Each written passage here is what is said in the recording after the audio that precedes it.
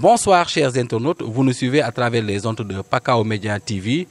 Vous êtes bien sûr dans l'émission intitulée Tonto Batakhal. Abdoulaye Cissé, bonsoir. Bonsoir. Abdoulaye, il en est ainsi aujourd'hui que vos députés élus sur la liste de Yewwi Askan Wi sont-ils en train de jouer leur rôle comme vous l'avez prévu? Je remercie les téléspectateurs. Je remercie Pakao FM de m'avoir offert cette opportunité de m'exprimer, si on puisse le dire ainsi, pour l'actualité politique. Parce que nous sommes des acteurs politiques, comme vous l'avez si bien dit. Je suis membre de la coalition Yewwi Askan Wi de la commune. Je suis un membre actif de Yewwi Askan Wi. Je suis aussi un responsable régional de Taxawu Sénégal. Donc j'ose dire que tous les joutes électorales qui ont eu à se passer dans cette région et dans ce département, je suis informé de près. Jusqu'à ce que nous avions gagné le département de Sédhiou avec l'honorable député Ayib Daffé qui nous représente à l'hémicycle et Nafi Fofana. Comme vous le savez, c'était l'intercoalition Yewwi Awalou. Donc c'est en prenant référence à ces deux, tout simplement, je vois que les députés de la coalition Yewwi Askan Wi sont en train de jouer un rôle très important. Parce que moi, je pars d'abord de mon département. Qui est de mon département, de ma localité, qui m'a poussé à me lancer dans l'arène politique. Parce que c'est ça mon ambition. Ma commune, mon département, ma région. Ensuite, tout le Sénégal. Donc, c'est ce qui m'a lancé en politique. Parce que j'ai vu que la région de Sédhiou est une région qui a tant souffert sur le plan du développement. Voilà. Une région qui a tant souffert sur le plan du développement. Pensez-vous que leurs prédécesseurs ont-ils joué pleinement leur rôle? Bon, ils ont vraiment joué leur rôle, mais parce que à cela, les ambitions n'étaient que politiques. Ce n'étaient pas des ambitions qui vont dans le sens de la société. C'est-à-dire, comme le slogan que nous incarnons aujourd'hui, marchons vers l'essentiel, qui se trouve être la société. C'est la société qui est l'essentiel. Les premiers politiciens ont eu à se former en politique, à faire de la politique politicienne, pour ainsi montrer qu'il y a des gens qui sont là pour la communauté. Mais de réels c'était des leaders. Mais pour nous, les leaders, c'est la société. Les leaders, c'est la société. Donc c'est cette société qui nous différencie de la première génération de politiciens. Donc ce qui veut dire qu'aujourd'hui, nous, ce que nous incarnons, c'est de voir toutes les possibilités, toutes les voies et moyens qui puissent aider notre communauté à sortir de cet ancrage, de ce ballottage de développement que nous sommes en train de subir. Mais néanmoins, nous sentons quand même des bassesses qui viennent de vos rangs, gifler une collègue députée ou donner un coup de pied, ou bien perturber carrément le processus électoral au niveau de l'Assemblée nationale. Pensez-vous que ces images aussi sont-elles saines vraiment pour vendre notre démocratie à l'échelle internationale? Vous savez, nous, malheureusement, je m'excuse, malheureusement, nous avons affaire à un gouvernement qui n'a que, comment dirais-je, une chicotte à soulever et à taper. C'est-à-dire c'est la prison, c'est des pertes de vie inexpliquées, c'est des meurtres, c'est des radiations, c'est des gens qui sont mis dans le kit. Donc c'est pour cela, nous on a compris. C'est comme une poule ou un coq qui n'a pas de dents, mais chaque fois tu essaies de le taper, mais il va essayer de sortir ses griffes. Et je crois que l'acte qui s'est déroulé au niveau de l'Assemblée nationale, au niveau de l'hémicycle, était que tous les Sénégalais ont suivi ça, parce que tous les Sénégalais ont suivi l'acte-là, parce qu'il s'agissait de Amin Ndiaye Gniby et des députés de Yewwi Askan Wi, je dis bien sûr, parce que pour nous, ils n'ont pas de coloration politique.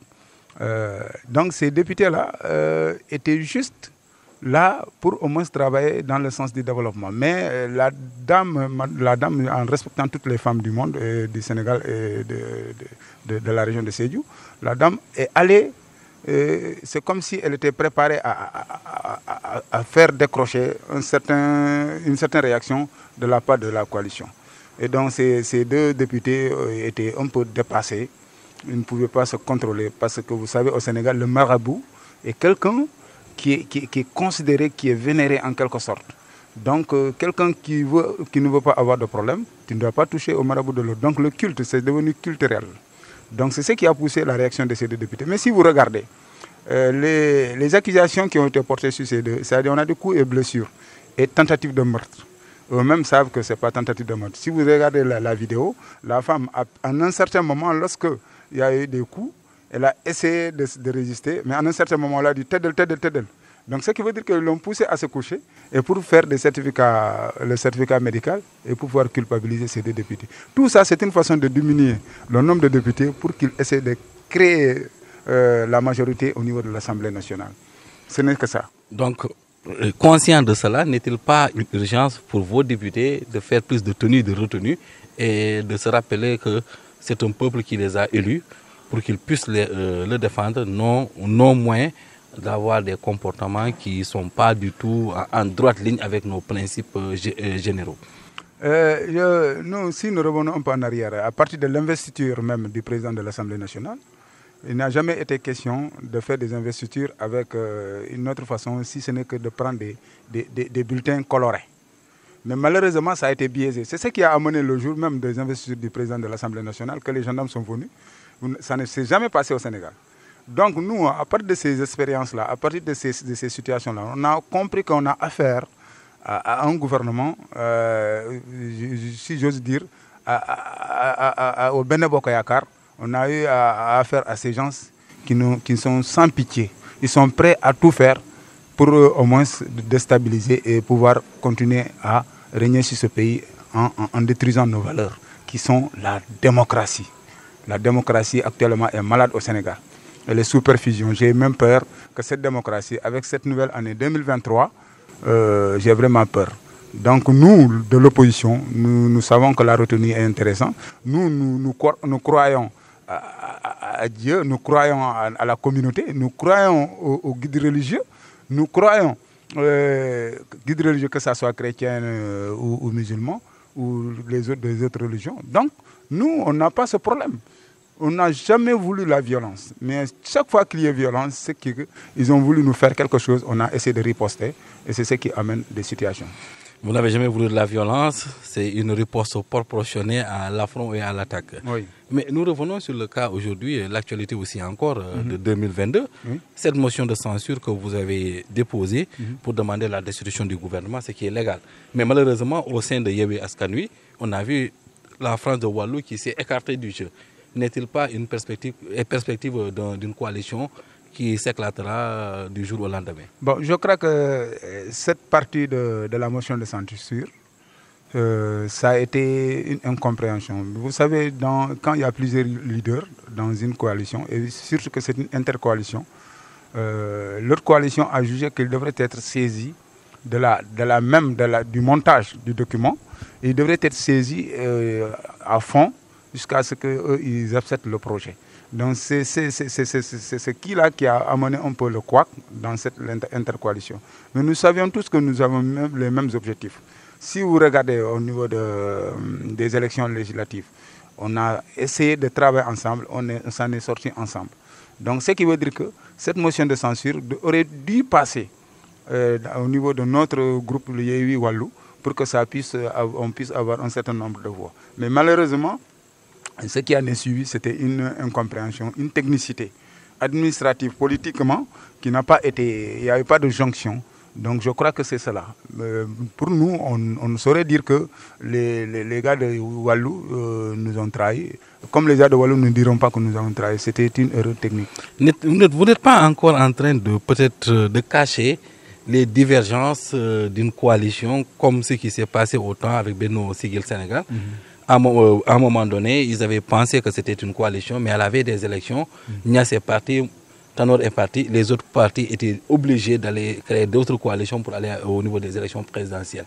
Il n'y a pas les prémices d'un divorce qui s'annonce comme ça? Vous savez, il y a un proverbe espagnol qui dit « Mieux vaut être la tête d'une souris qu'être la queue d'un lion ». Si vous regardez, dans chaque coalition, il y a des leaders. C'est des leaders qui sont là, qui veulent s'afficher. Et quand il y a plusieurs leaders, comme dans une basse-cour, chacun veut sortir sa tête. Et en général, quand il y a des chocs d'intérêt, c'est normal qu'il y ait des divergences. Et s'il y a des divergences, d'autres vont accepter ces divergences-là, ils vont aller jusqu'à avoir un consensus net. C'est ce qui amènera au moins une unicité des ambitions et le choix peut se porter sur une seule personne. Mais malheureusement, au Sénégal en général, la politique est ce qu'elle est. Chaque parti considère que c'est lui. Hein, chaque parti, je veux dire chaque mouvement ou chaque qui considère que c'est lui seul. Parce que même nous, au sein de la coalition Yewwi, au moment des investitures pour les locales, au niveau de la mairie, il y avait beaucoup de couacs. Il y a d'autres même qui ont quitté, ils sont partis pour d'autres qui. Mais après, ils sont revenus pour les législatives. Donc nous considérons que si nous tous nous comprenons que nous ne sommes pas là pour nous battre pour nous-mêmes, mais nous sommes là pour nous battre pour la société. Nous devrons avoir une vision commune et comprendre que c'est l'intérêt de la population qui doit primer sur nos intérêts individuels. Moi, je crois que c'est comme ça que je pense de la chose. Vous êtes aujourd'hui conseillers municipaux ou conseillers départementaux, je dis, par la coalition Yewwi Askan Wi. Vous êtes un peu dans les différentes sphères aujourd'hui de décision locale. Quelles sont les grandes politiques que vous avez portées au niveau de ces institutions pour prendre en compte la réalité locale? Voilà, donc si je prends l'exemple sur ma modeste personne, lorsque j'entrais au niveau du conseil départemental, je n'étais pas demandeur de ma commission, c'est-à-dire la commission président culture et information. Je crois que par constat, ils ont su qu'il faut savoir faire la politique pour le développement. Donc, la présidente de l'Assemblée, la présidente, comment dirais-je, de l'institution qui se trouve le conseil départemental, n'a pas hésité de me proposer comme président de la commission culture et information.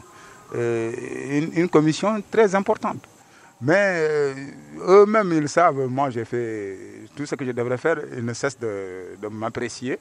Parce que lorsque je suis élu conseiller départemental, je ne suis pas le conseiller de Yewwi ni de Wallu, je suis le conseiller du département. Et la preuve, s'il y a des remarques à faire, je le fais. Par exemple, j'ai une fois dit il faut que les gens cessent de faire la communication politique au niveau de l'institution, qu'on essaie de faire une communication institutionnelle. Donc ça, c'est des préalables que j'ai essayé de montrer. Et il y a d'autres aussi qui sont au niveau de la mairie, qui sont des conseillers, qui sont de Yewwi ou de Wallu, qui sont en train de travailler et qui sont peut-être présidents de commission. Je crois que nous, ici à Sédhiou, on n'a pas cette mentalité. Mais je crois que les autres aussi qui sont dans les autres régions ont la même chose. Parce que nous, c'est la société. C'est l'homme sénégalais, si j'ose dire comme ça. Le Sénégalais, le lambda qui est là, qui est en train de souffrir, qui est en train de chercher comment être à l'aise. Parce que le Sénégal, je vous jure, le Sénégal a la main divine. Je crois que c'est le seul pays qui a presque toutes les ressources. Et c'est le seul pays qui n'a pas connu des brouillards politiques comme le coup d'État ou ainsi de suite. Même s'il y avait certaines déclarations. Mais vous avez failli le créer en mois de mars. À un moment donné, le pays a failli basculer dans les mains des forces occultes. Non, c'est-à-dire, là, ça me fait rire. Quand on parle de forces occultes, ça me fait rire. Vous savez, le Sénégal, nous les politiciens de l'opposition, nous, on ne souhaite même pas que le pouvoir va entre les mains de quelqu'un qui assure un coup d'État. Non, ce n'est pas notre ambition. On respecte le président de la République.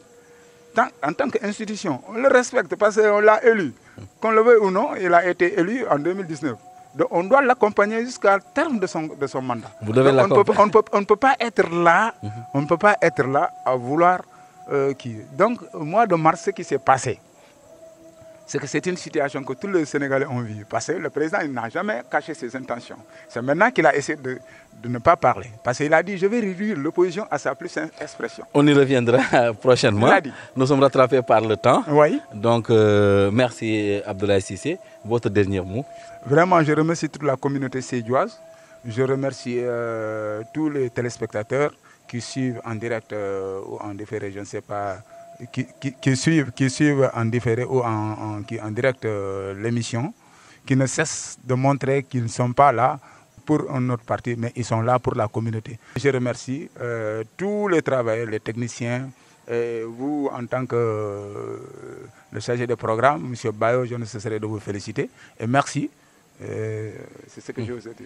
Merci beaucoup notre grand frère Abdoulaye Cissé. Revenez quand vous le voulez.